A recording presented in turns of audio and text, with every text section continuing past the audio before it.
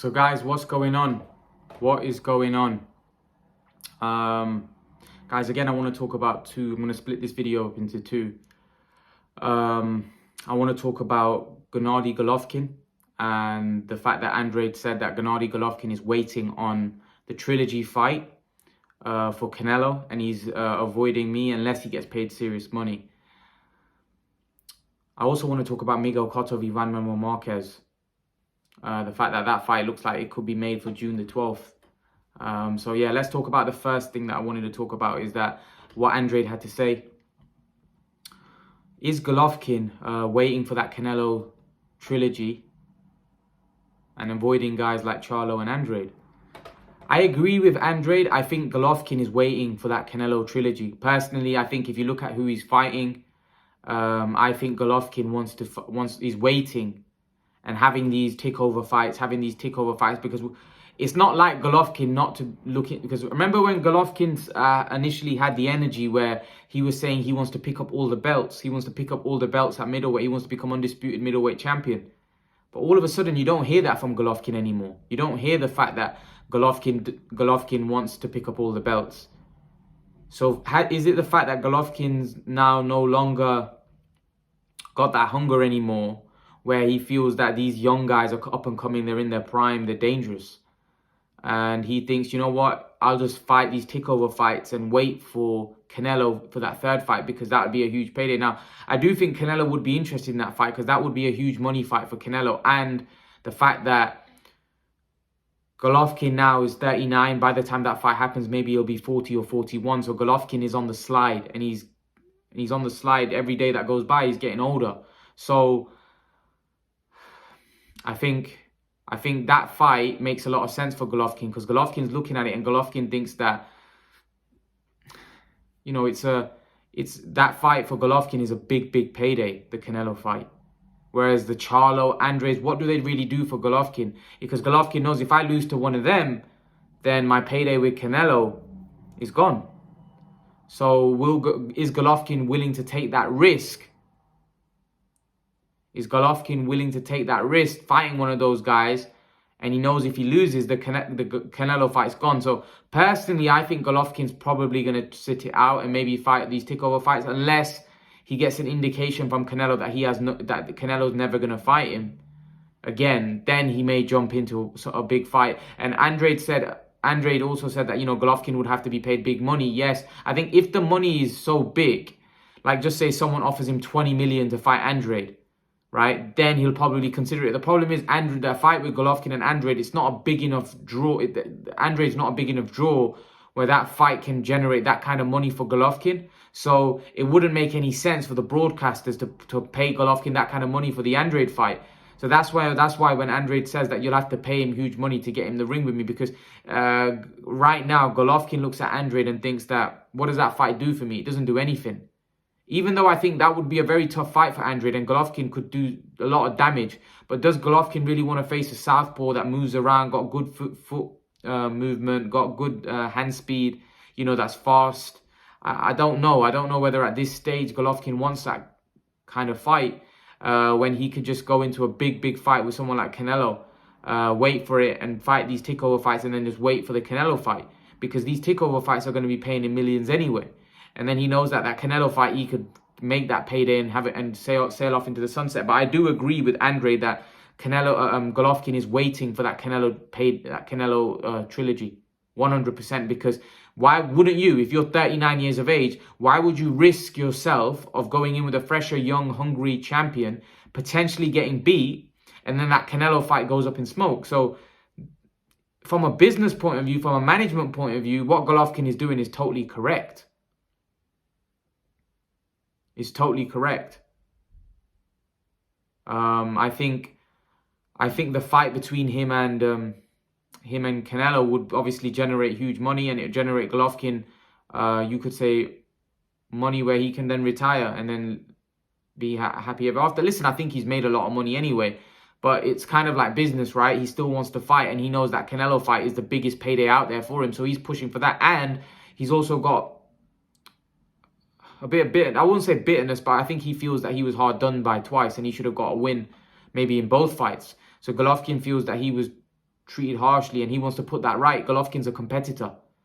He's a competitor, and he wants to prove people wrong. So Golovkin probably feels that he was hard done by, and he wants to, get revenge.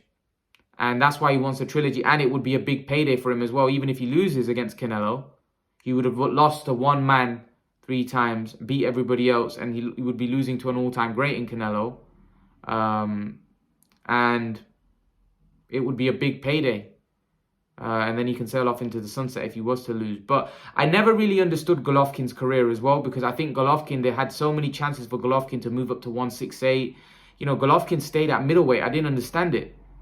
Golovkin could have easily moved up to super middleweight. There was fights out there for him.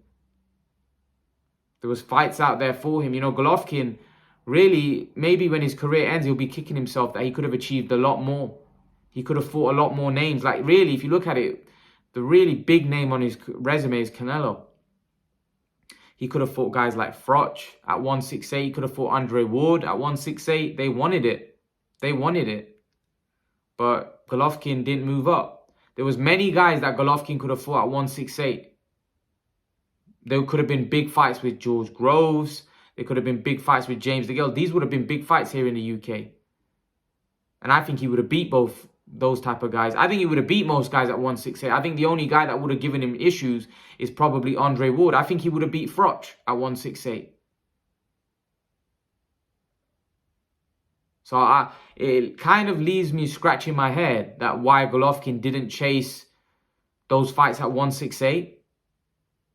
If Canelo, who started his career at 147, campaigned at 154, moved up to 160, then went up to 168, 175, then Golovkin could have done that as well. Golovkin, remember, right? Golovkin was a huge name. Like, not as big a name as Canelo. He's not as big a star as Canelo, but he definitely was a big enough name where some of those fights at 168 would have made him huge money. And that would have added to his legacy, his greatness. But he just wanted a campaign at middleweight. I didn't understand Golovkin, to be honest. I don't know why he didn't look to jump up. It feels like, there was a fight with Andre Ward on the table, but he'd rather wait for Canelo. I don't understand why he would rather wait for Canelo when he could have moved up to fight Andre Ward. Listen, it probably, Golovkin's team looked at it that Canelo's a smaller man, Ward's bigger, he's very skilled. And at the time, they probably looked at Ward, he was even more skilled than Canelo, whereas Canelo was smaller, not as skilled as Ward. And Golovkin probably thought he could beat Canelo, whereas Ward, he probably had his doubts. And Ward was the bigger man. But it's just the fact that Ward was calling Golovkin out. Ward wanted that fight. Ward wanted to fight. Can you remember when he was calling Golovkin Little G? Not Triple G, started calling him Little G because Ward got frustrated because Ward was in a situation as well where nobody really... But see, Ward was in the same situation as Golovkin. Nobody wanted to fight Golovkin and nobody wanted to fight Ward because Ward was the type of guy, right, that he was very, very good. But again, there was not much marketability there. So not many people wanted to go near him because they knew that there's chances are they're going to get beat. And he's not exactly going to pay huge. Now, Ward took his career in his own hands and he went up weight. He went up to 175 to fight Kovalev to add to his greatness. But Golovkin didn't do that. Golovkin didn't even move up. Like, even now, Golovkin not moving up. I'm pretty sure if he was to move up and look for a Caleb Plant fight, Caleb Plant will fight Golovkin because it would be a big fight. Golovkin could have moved up looking for a Saunders fight. I'm pretty sure 6-7 months ago, that fight, if Saunders knew he wasn't sure about what's going on with Canelo, Saunders would have taken that fight with Golovkin. But the problem is that Golovkin, I just don't know why he was reluctant to move up to 168. Listen, there was talks at times where he was going to go up to fight at 168, but nothing materialized, and it's definitely very frustrating for fans, boxing fans, because Golovkin definitely could have done damage at 168. It's not like he wasn't big enough. He was strong, he was big, he had a great chin, he had everything going for him to move up. So it is surprising that Golovkin and his team didn't ever consider moving up to 168. Oh, they did consider it, but they never moved up. I'm just surprised that he never ever moved up to 168. I don't think he's ever had a fight at 168. So super middleweight, which I actually think he could have. I think when Ward left, I think he could have dominated. I think he could have got all the belts in that division, because the super middleweight division was quite weak. Like, imagine he would have knocked out, I think he would have beat Callum Smith. So I think Golovkin made a mistake there, not moving up to 168. And I actually think that if he had moved up to 168 after he lost to Canelo, Canelo might have stayed in the middleweight division, and then Golovkin could have picked up the straps like Canelo is doing now at super middleweight. But for some reason, Golovkin stayed at middleweight. But yeah, that's my take on that. I do agree with Andrade. I think that Golovkin is waiting for a Canelo trilogy. What do I make of Miguel Cotto v Juan Manuel Marquez? That's a great fight.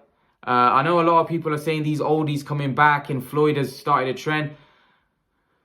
Guys, listen, let's get used to it, because we're not going to be able to stop this. I have no problem with this. This is a fight that obviously it's a great fight. You know, great fight between two legends, and both granite chins, both tough men, both hard men.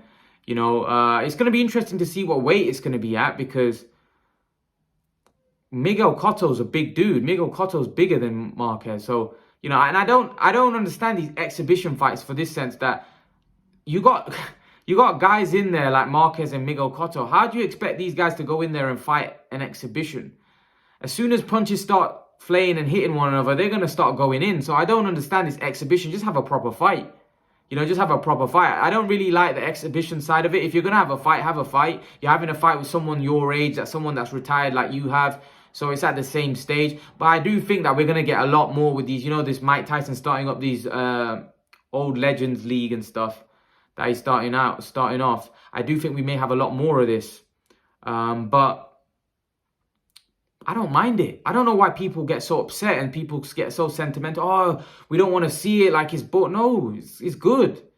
It's good. These guys are big names. They bring eyes on the sport. Listen, yeah, from a health point of view, I'm pretty sure they medically are tested. They're medically all checked out. So listen, man, at the end of the day, I think it's great entertainment.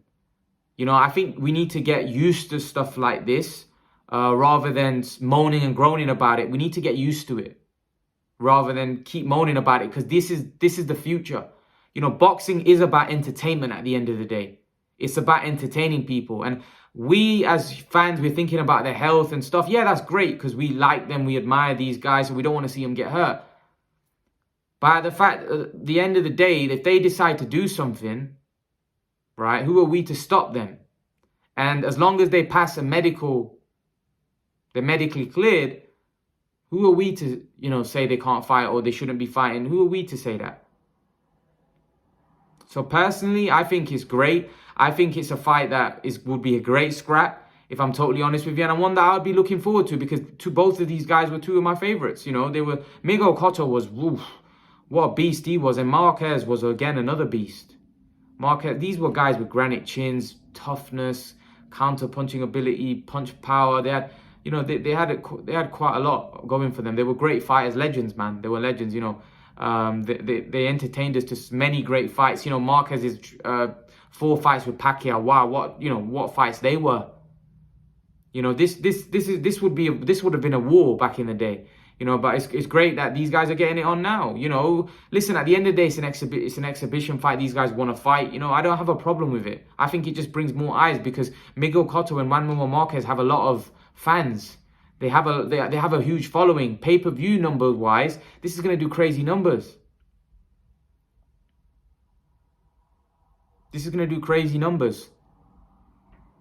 So I don't see why people have a problem with stuff like this. I think we need to kind of get over it. And I think we more need to just get used to that this is going to happen. This is the future.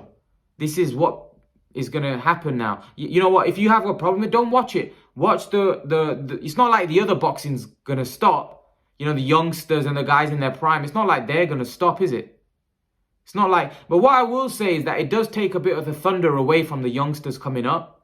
So, although it brings more eyes onto the sport, it's like if these guys start fighting on pay-per-view, right? Some of the youngsters that are fighting, you know, that fighting for world titles and stuff like that, it takes a bit of shine of them, because obviously if you're doing a pay-per-view and then there's a pay-per-view with a young... If they don't have the profile that... Obviously, they're not going to have the profile that these legends have.